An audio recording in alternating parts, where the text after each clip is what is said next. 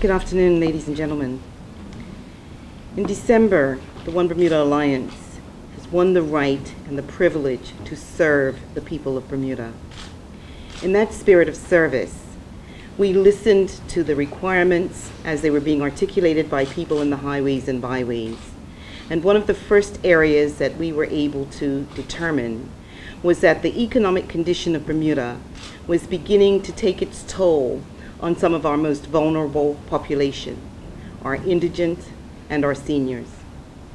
It was highlighted to us that some of the challenges that people were facing in accessing affordable or any kind of health care was becoming an insurmountable challenge for them. And as a result, we had made the determination that one of the first orders of business was to reopen the medical clinic at the hospital. That is something that has reverberated throughout the community as something that has been very positive, that has been put forward by this government. And it is our intent that you will see the fruition of that promise in very short order.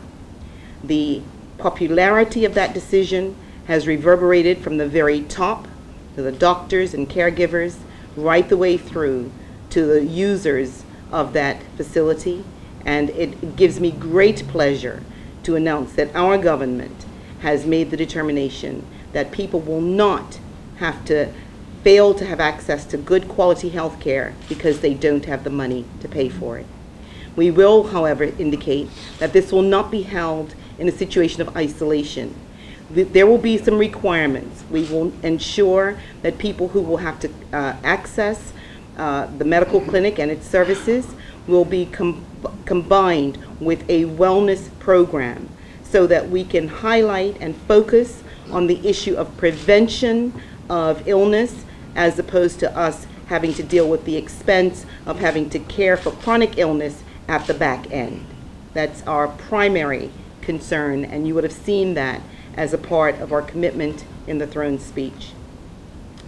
Another area with which we were challenged and we were told that there was an unfairness was in the provision of future care. People in the highways and byways were unable to understand how the similar benefits were being offered to the senior population, but they had to pay different rates of premium.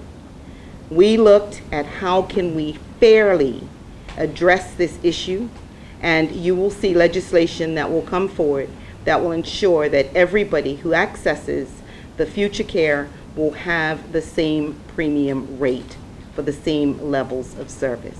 We believe that that is crucial, it is critical, and it is in keeping with our commitment to be fair in all of our dealings with the people of Bermuda.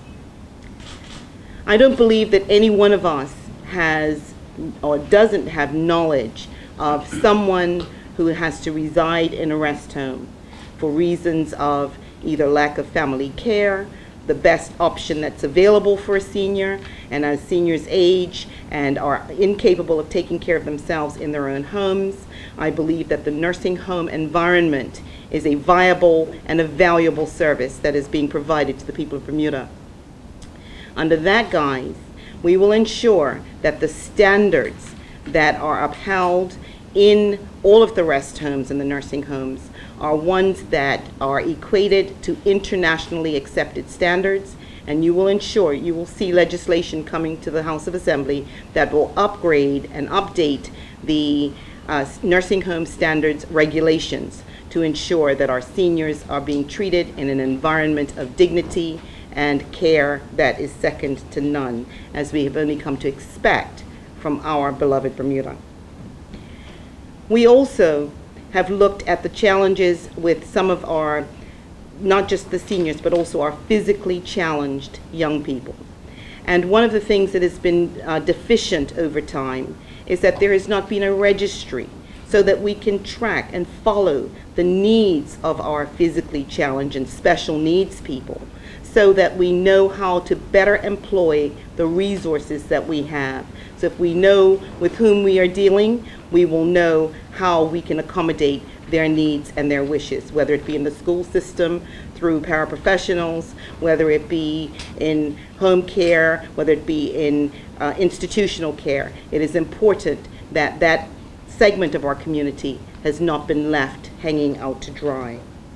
And finally, as a highlight in our Throne Speech initiative, you will notice that we've brought in the idea of prescription drugs.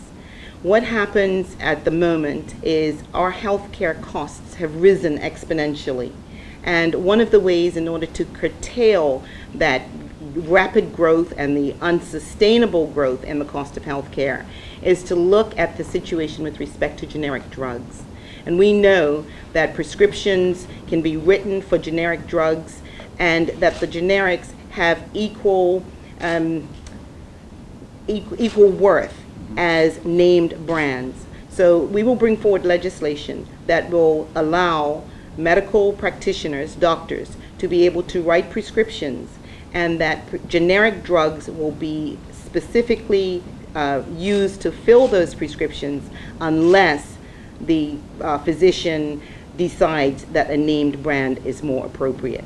I think it's important for the people of Bermuda to understand that generic drugs have an equal value in the treatment of their chronic and their illnesses, and I don't want for anybody to think for a second that generic drugs is less effective, or that they are less effective than named brand drugs. But I do believe that everybody can appreciate and understand that while we grapple with the importance of curtailing costs of healthcare, that this is a dynamic manner in which we can start down that path. Thank you.